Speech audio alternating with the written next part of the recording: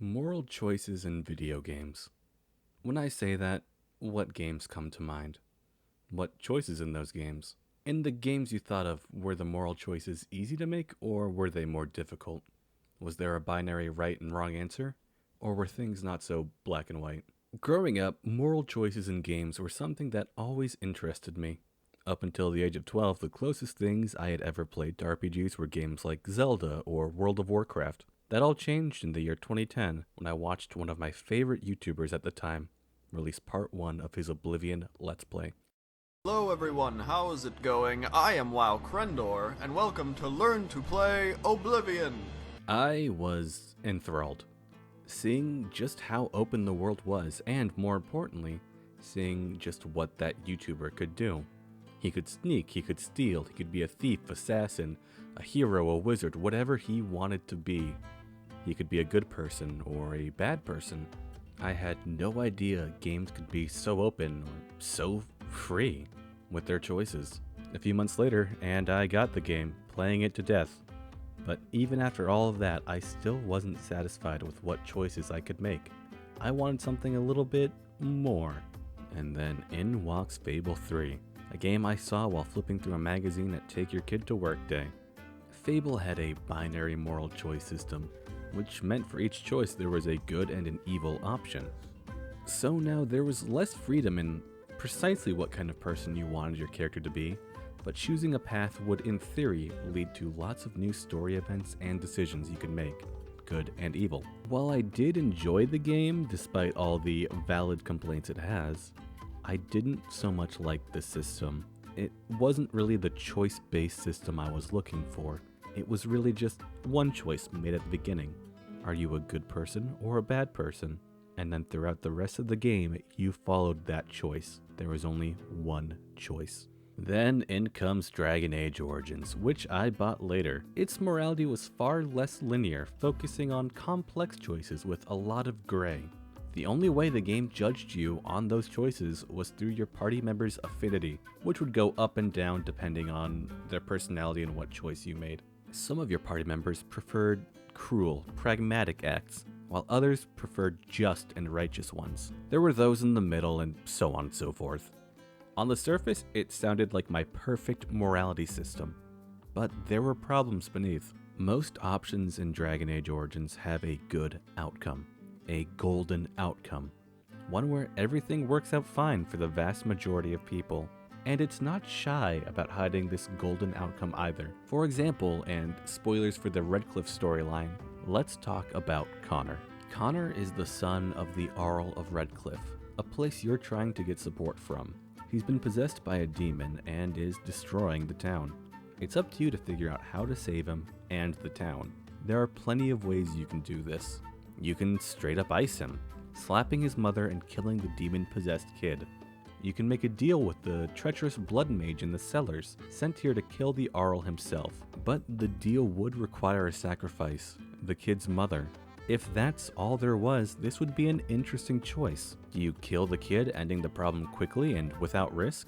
Do you trust the shady blood mage and let him perform blood magic, killing the kid's mother, but letting you potentially save Connor's life? Now, to some, there might still be a clear answer here, but I could easily see people arguing for either side, and I could see them both having good points. Of course, this is all invalidated with the golden option. Go to the Circle of Mages, help them out, and get their assistance performing a ritual. Bam. No death, no tricky blood magic, just a good outcome for everyone. Of course, this does mean it will take more time to actually save Connor, but the game never really brings this up, and you need to end up going to the Mage Tower anyway to actually complete the game. So, out of those three options, which one is the right option? Well, it's easy. Obvious. There isn't even a hint of doubt as to which of these is the good, best option. Moral choices in video games are difficult to get down. Plenty of games like to make the evil choices save the player time, while the good options take longer to complete but do make things better for everyone. The game I really wanted to talk about was Divinity Original Sin 2. It takes all the interesting parts of these different moral choice systems and puts them together where they matter. If you've never played Original Sin 2, long story short, you can use a special kind of life magic for extremely powerful spells and a few puzzles. It's called Source Magic. This Source Magic is a limited resource called Source Points, which you can gain through various means. You can also see the souls of the dead, including those you just killed, and talk to them for a little extra insight into the character you just viciously murdered. You can talk to them, apologize most of the time, rub your victory in, or just consume their soul, the usual things. And wouldn't you know it, consuming their souls gets you a tasty little source point. That's right, the easiest way of replenishing your source points to use these powerful spells is by consuming the souls of the dead. The game pulls no punches either. When you consume each spirit, they all have specific text, written just for them about how they struggle not to be pulled into the endless void of nothing. Vampirism. It is as twisted and cruel as the legends say. But these vampires suck no blood, only source. To consume a being's source is to consume their memories, their loves, their essence, all the echoes of themselves gone. It is worse than death. It is oblivion. What? No! Please!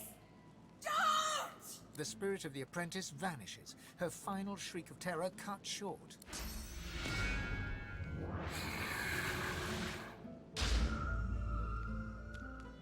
Of how afraid they are of losing themselves to your hunger. Stoic assholes threatening to hang you in life become whimpering souls begging to not be destroyed. This leads to an interesting cycle. During my first playthrough, after every battle, I would talk to all the spirits and consume them on my characters, replenishing the strong abilities I used to win that fight. It's by far the quickest and most effective way to replenish your source. The game is basically saying, fine, you want your big ultra death spell? Go ahead, but there will be a price. Of course, there are other ways to replenish source too. Some of the areas have a source fountain with an infinite supply, but traveling back and forth between it and the dungeon you're in can be time consuming. Plus, the process of draining source from the fountain into your characters is a long task in itself. These source fountains aren't in every act of the game though, and sometimes are locked behind entire dungeons and difficult bosses. Many characters will either nudge you towards consuming souls or away from consuming souls. For example, the character that introduces it to you is your race's specific god.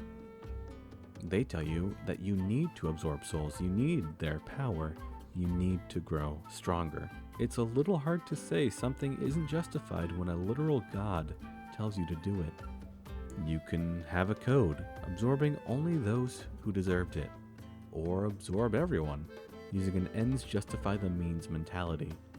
You could consume nobody, trying to avoid any and all temptations.